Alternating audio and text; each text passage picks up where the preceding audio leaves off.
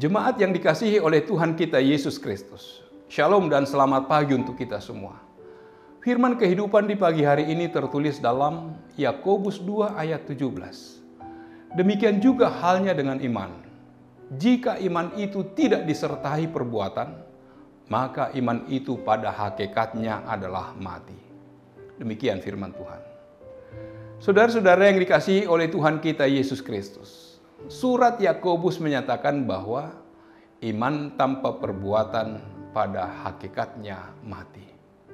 Yakobus ingin memberikan pemahaman yang benar tentang iman. Iman yang benar itu tidak hanya di mulut, hanya meneriakkan kasih, namun tidak mempraktekannya terhadap sesama. Iman yang benar tidak hanya mengaku percaya pada Tuhan, tetapi perilakunya tidak sesuai dengan kehendak Tuhan. Iman yang benar bukan hanya rajin beribadah ke gereja, rajin berdoa dan menyanyikan lagu pujian kepada Tuhan, serta rajin membaca kitab suci dan menghafalnya luar kepala. Semua hal itu tidak salah.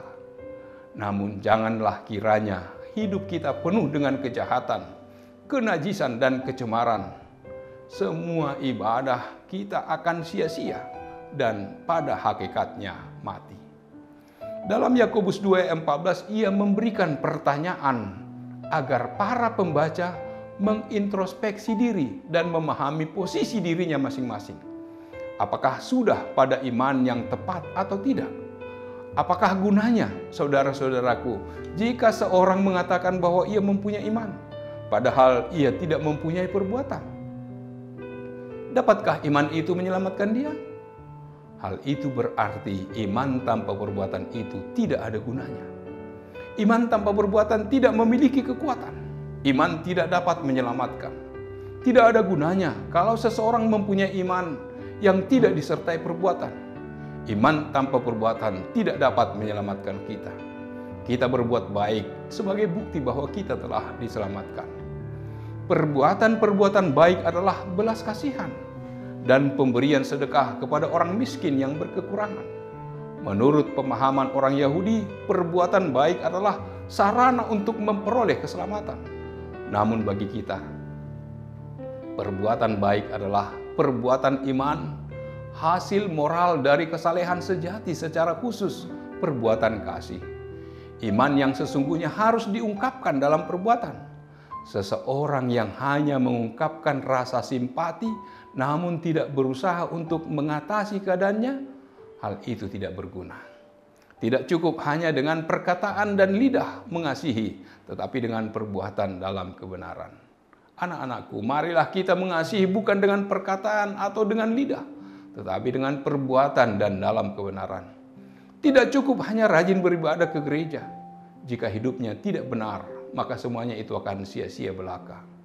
Jikalau ada seorang menganggap dirinya beribadah, tetapi tidak mengekang lidahnya, ia menipu dirinya sendiri, maka sia-sialah ibadahnya. Iman yang tidak disertai dengan perbuatan tidak ada artinya. Bagi Yakobus, iman harus disertai oleh perbuatan. Yang satu tidak dapat ada tanpa yang lain. Sebab iman yang tanpa perbuatan adalah mati. Tidak hidup, tidak bekerja, tidak berguna. Imanmu, kepercayaanmu tidak berguna, atau percaya seperti itu tidak berguna, tidak menghasilkan apa-apa. Orang Kristen tidak cukup hanya mengucapkan kata-kata harapan kepada saudara dan saudarinya yang berkekurangan. Orang Kristen harus memberikan pertolongan kepada yang membutuhkannya. Kalau tidak, kepercayaan kita adalah kepercayaan yang mati. Iman itu iman yang mati.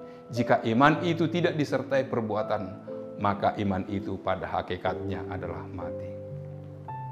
Iman tanpa perbuatan disebut mati karena iman sejati menghasilkan ciptaan baru.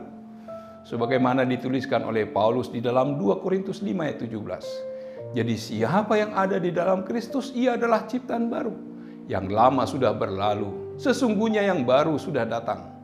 Iman tanpa perbuatan disebut mati karena datangnya dari hati yang belum diperbaharui oleh Allah. Pengakuan iman yang hampa tidak mampu merubah kehidupan.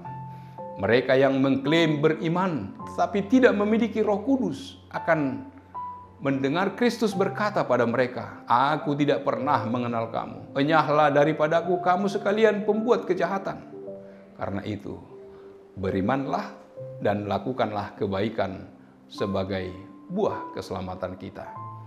Amin. Marilah kita berdoa. Allah Bapa di surga, terima kasih Tuhan, Engkau mengingatkan kami. Jika iman tidak disertai perbuatan, iman itu pada hakikatnya adalah mati. Baik iman maupun perbuatan harus sejalan dalam kehidupan kami. Dengan beriman, kami berbuat sesuatu bagi orang yang membutuhkan. Itulah yang Tuhan inginkan dalam kehidupan kami. Biarlah kami senantiasa melakukan firman Allah dalam hidup kami. Beribadah, memuji, memuliakan kebesaran nama Tuhan. Itulah kekuatan kami untuk melakukan kebaikan sebagai buah keselamatan. Berangkatkanlah kami untuk aktivitas kami satu hari ini. Hanya dalam nama Yesus kami berdoa dan mengucap syukur. Amin. Anugerah dari Tuhan kita Yesus Kristus, kasih setia dari Allah Bapa, serta persekutuan dengan Roh Kudus, kiranya menyertai kamu sekalian. Amin.